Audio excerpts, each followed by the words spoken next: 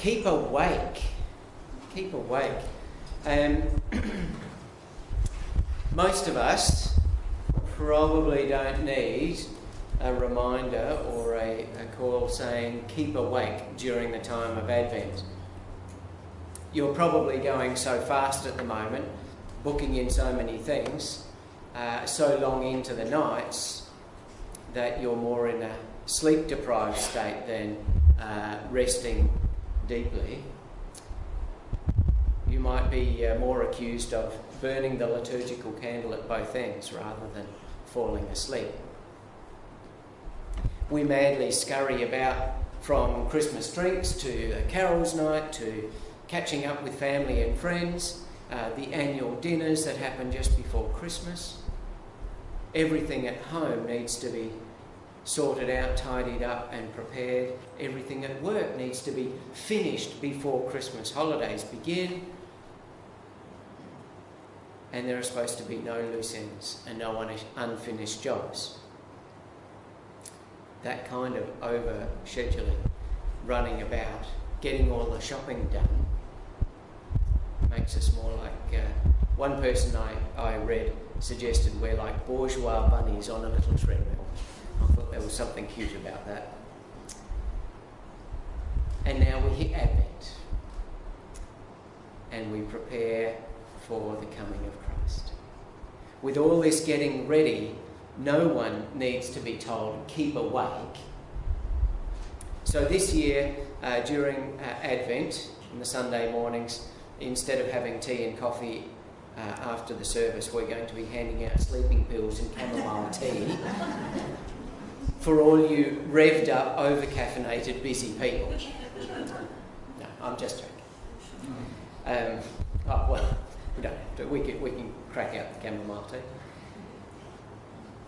Just to be clear about a few things, while the world's busyness may seem to be pointing towards Christmas, it's rarely pointing towards Christ and the coming Christ child.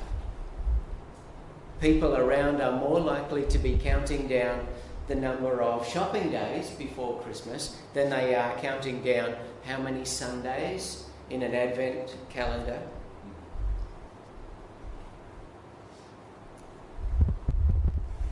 This message to keep awake, though, can hit us like, well, mum and dad's voice to a teenager who knows it all and is able to tune it out because they know, well, mum and dad are just too old. They don't understand.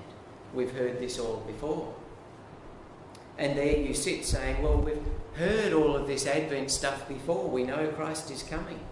We've been there and done that. But unlike parents who don't really understand, God does understand. This passage in Scripture reads us, not the other way round. This passage in Scripture telling us to keep awake and to be aware of the signs around us. In Advent, see, we're probably awake to the world but asleep to what really matters. To use another analogy, perhaps we're a bit like those people who buy a house next to a train line and when they first get there are amazed at how loud the train is when it comes past, but after being there a few years, don't even hear the train. They don't hear that rumble and know that the train is coming. And after years of sitting in church services leading up to Christmas, being surrounded by carols and Christmas songs in all of the shops and on the radio, maybe we get used to the noise of Advent, but miss the coming of Christ and no longer notice it.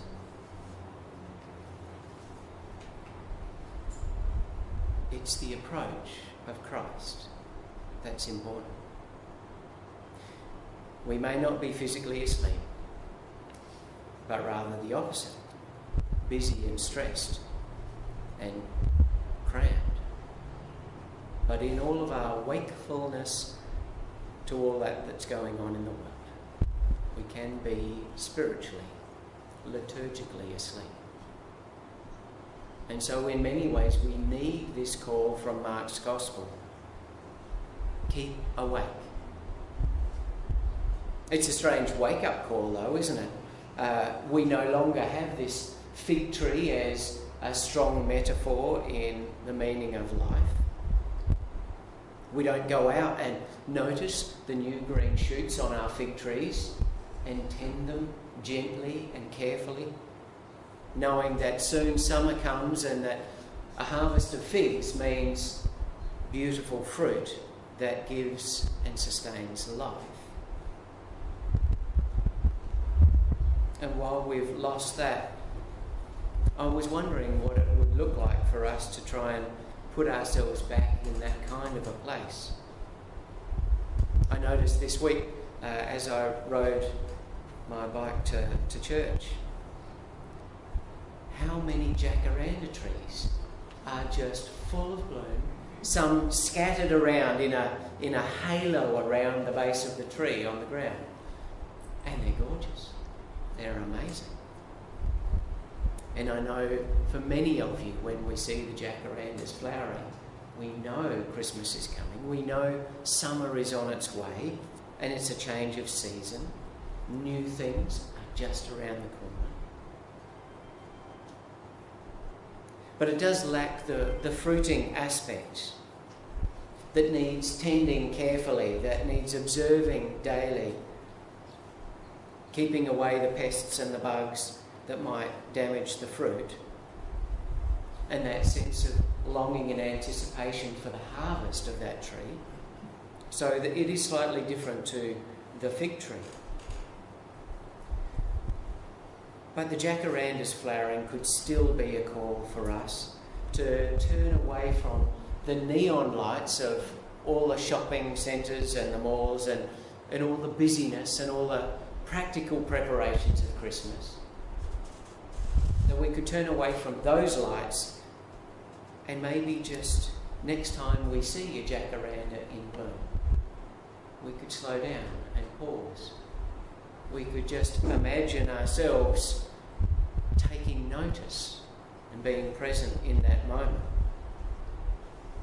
See, I know I'm a terrible gardener, and it's not because I don't know how to garden. I do know many things about gardening, perhaps not everything, but I know the stuff I should be doing. The thing that makes me a bad gardener is that I'll get things prepped and I'll put things in the ground and I'll get them going, but just at that critical moment, when they need care, when they need getting rid of the bugs or fertilising or watering or just that little thing to get them through, I'm distracted. I go on holidays or I've had a really busy week and I don't notice now's the time to do something and I miss it. And I'll come back a week later and go, ooh, what the heck happened here? That's me as a gardener. Let's not be like that as Christians. Let's be attentive to those little signs that tell us now is the time to pause and reflect.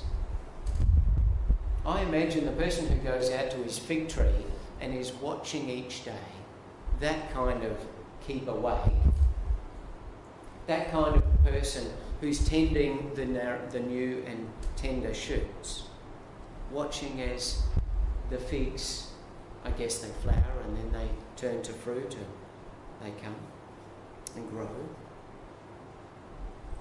That kind of attentiveness and care is the kind of attentiveness to knowing that God is in our world, knowing that Christ is there all around us. Could we be that kind of Christian through Advent? Looking for those tender little signs that God is there, that Christ has already come. Could we be the kind of people who look at a jacaranda tree and just pause and give thanks.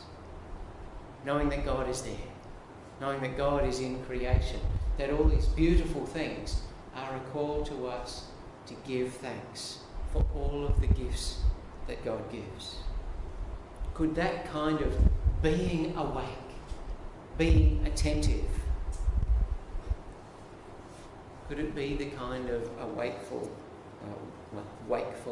attentiveness that is actually restful,